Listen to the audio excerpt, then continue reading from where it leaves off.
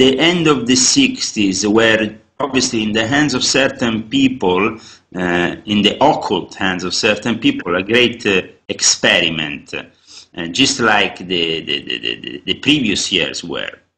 I mean, where did this experiment started? That's the interesting point. And what is the point of this experiment, and who are really the occult manipulators of this whole transformation of our society? That is really the interesting point, I guess, Todd, no? Don't you think so? Oh, yes, yes, for sure. So we know that obviously this is an age of great transformation. It's the dawn of a new era. We understand now that this new era has developed in the last 100 years, but what was the starting point of it? Well, we have to go back, I think, probably at least 250 years to start understanding the level we are in now. Certain people came into the scene, especially a couple of characters were, let's say, very important for this scene. One was the Count of Saint-Germain. The other one was Count Cagliostro, Giuseppe Balsamo, who was the secret chief and supreme magus of the Illuminati order. On top of him, there was Count Saint-Germain, who was ultimately somebody who had reached a stage of illumination which was far beyond human comprehension. These people, these humans, yes, human, but with a very in-depth knowledge of the metaphysical kingdom, worked within the realm, as we know, of secret societies, of Freemasonry, in a time in which Freemasonry was very different from nowadays, in a time in which Freemasonry was definitely a time of more in-depth analysis towards the metaphysical kingdom and the non-manifested world, or the invisible world of the entities.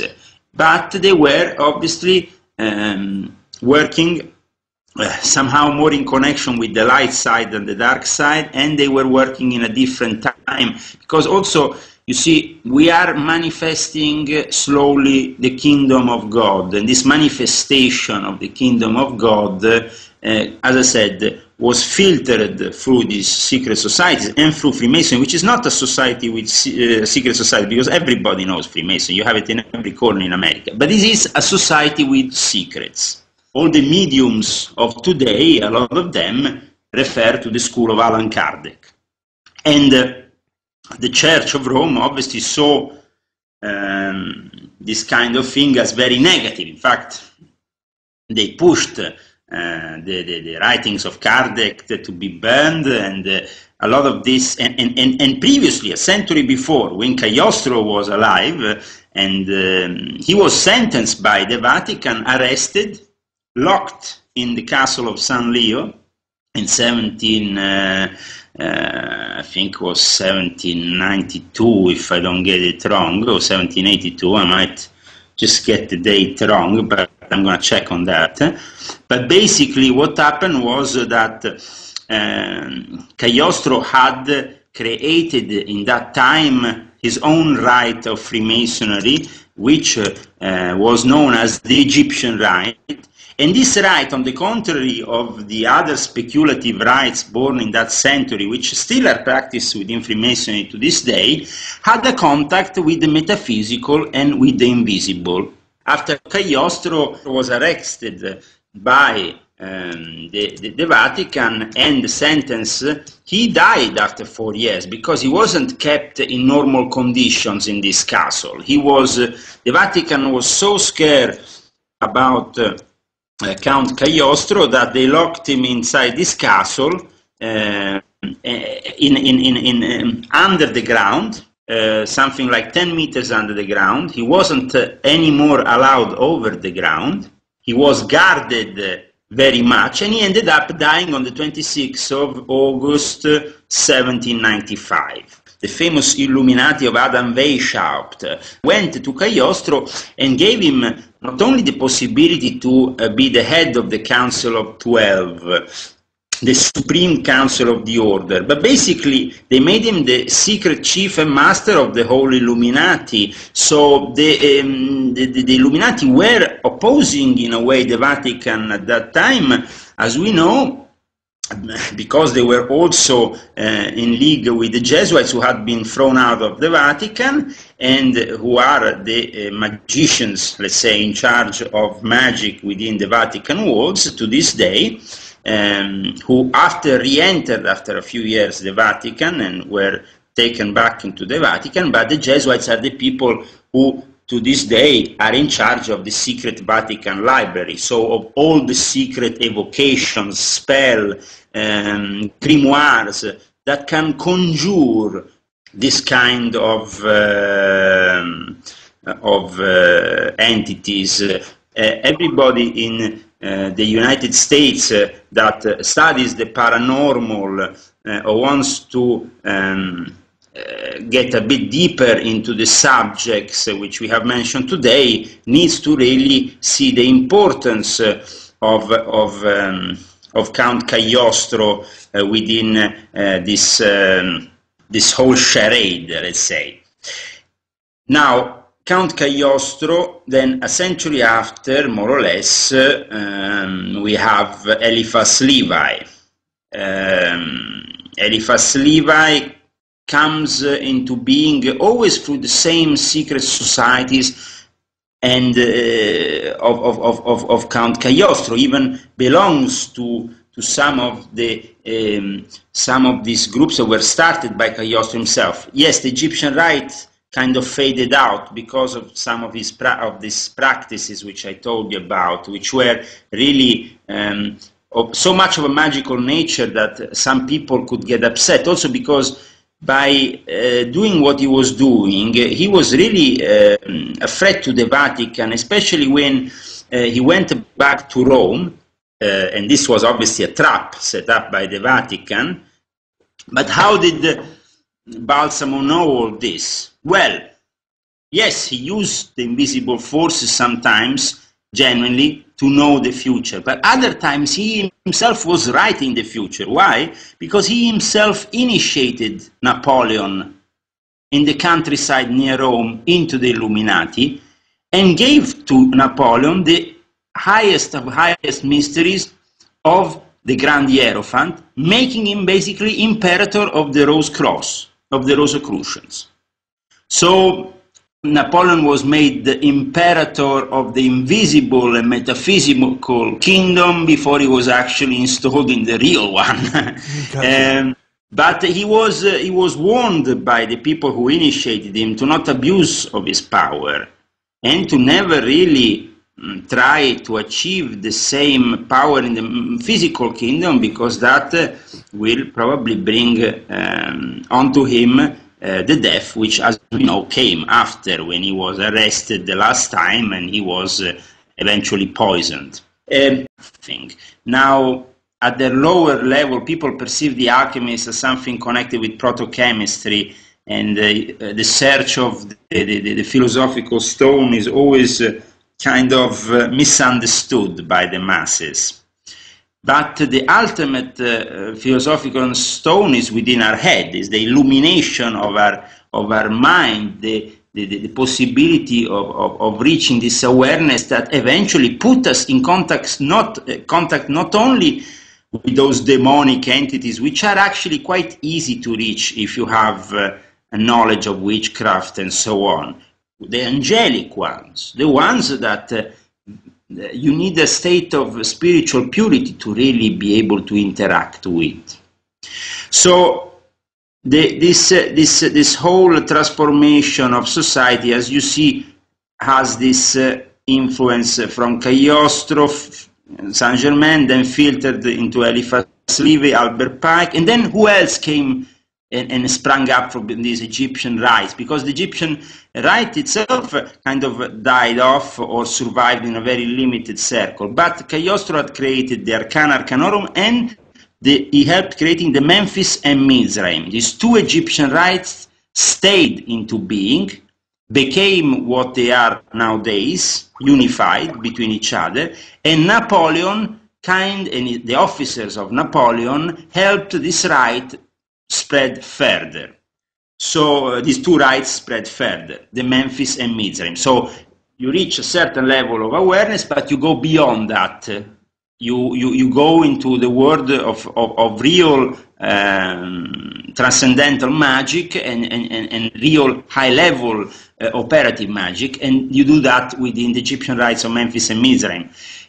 Unfortunately, sometimes even the highest masters have to live this reality to then incarnate, probably in a successive incarnation, to bring further, obviously, this civilization to where we are now.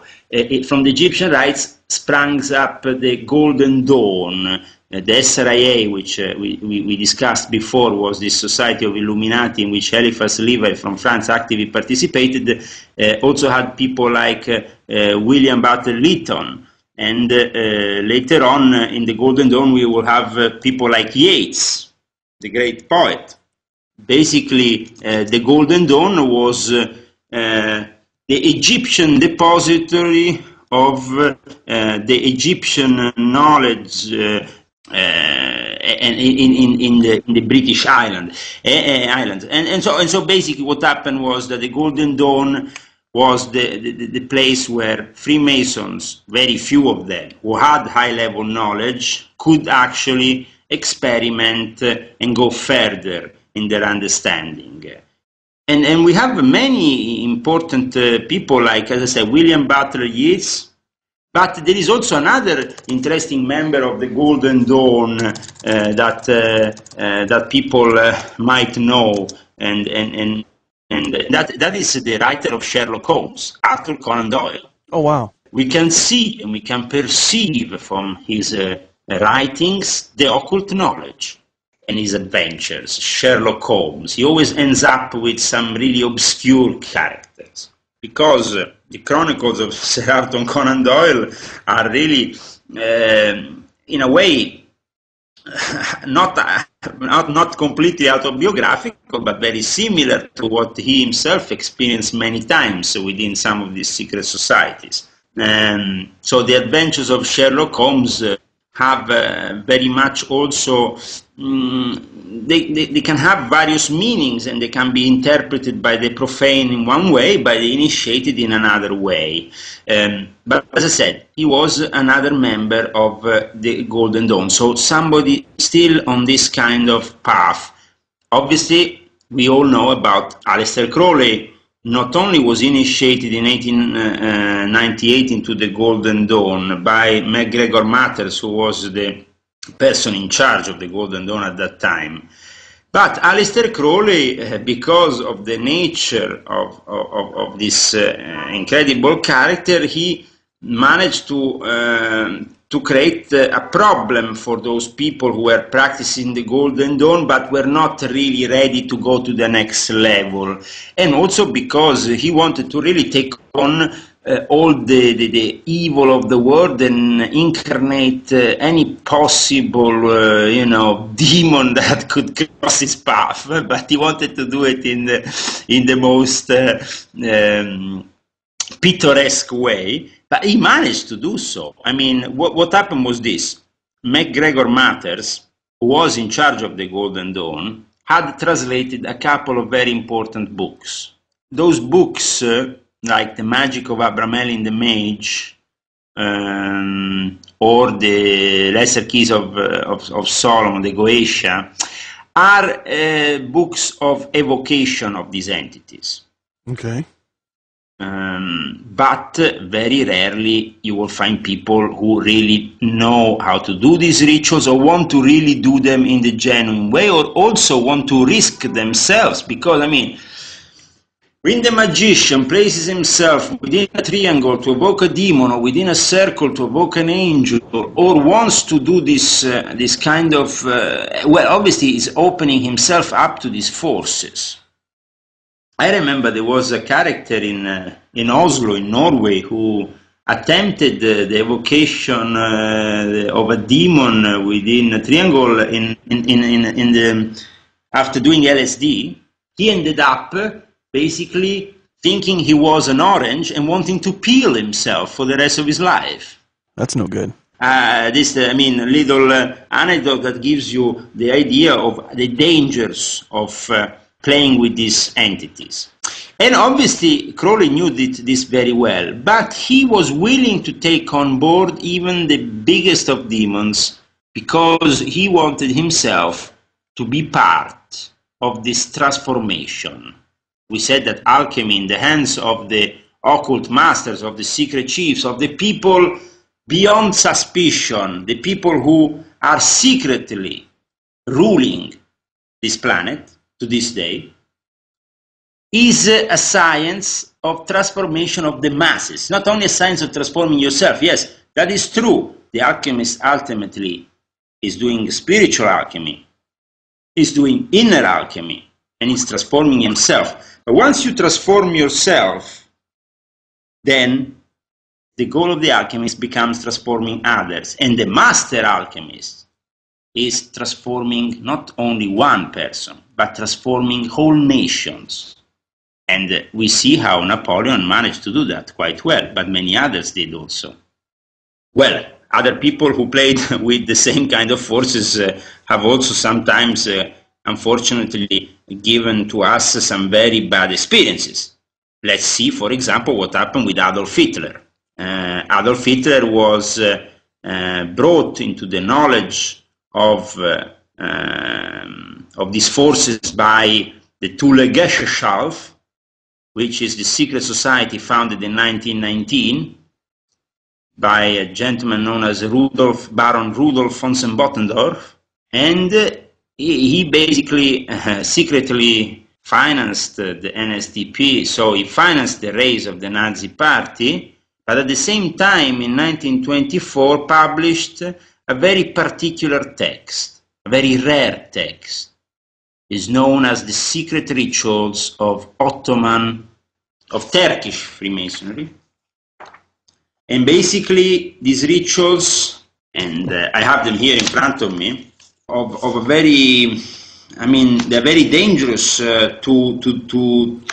it's very dangerous to go really into this Kabbalistic, Gnostic knowledge of the Quran itself. We are here doing something that very few people know about, the fact that the Quran is not only a sacred text, but also a text that has many hidden meanings and a Kabbalistic meaning, just like the Jewish text. Now, the formulas that are given, Allah, Ka, Ya, Ta, Tazam, Tas, Tasam, is a procedure that goes through a complex operation in which you go through various colors, and when you start having visions of green color, and it symbolizes ultimately the connection with an entity which is known as Khidir. In the Muslim tradition, I will invite all normal to go and check this, the green man of Islam is known as Khidir, and he is a very powerful entity that comes into being every time we evoke him in a certain way, but also every time he wants to guide you towards a certain direction. Is he some kind of Lefebvrean or some kind of, somebody who is coming out with some absurd theory of the Holocaust? No. I'm just saying that the hidden and occult masters are behind every single move in the good and in the bad side of what we perceive as reality. Because our reality is very limited, and our understanding of reality is very limited as human beings. It's very hard for us to understand why these secret masters, these hidden masters, these secret chiefs, these unknown superiors act this way. Because we perceive things always with our knowledge of space and time. And our knowledge is very limited to our own existence. I mean, how many years are you going to live, Todd? 100? Exactly. But that's 100 years, okay? Maybe 110, maybe 120, I wish. But still, you are a human being. So it's limited, your perception. True. When instead, for the masters, there is immortality. So the masters perceive things in a span of thousands and thousands of years. And events like Nazism, the Holocaust, terrible events, or the same that happened also in the Soviet Union with Stalin, or previously with other characters in history that have done other things, Napoleon, Julius Caesar, whoever. These are all perceived as one single transformation, one single line that goes forward, never backwards, and just continues to expand and expand and expand, just as a universe is expanding. Well, we're going to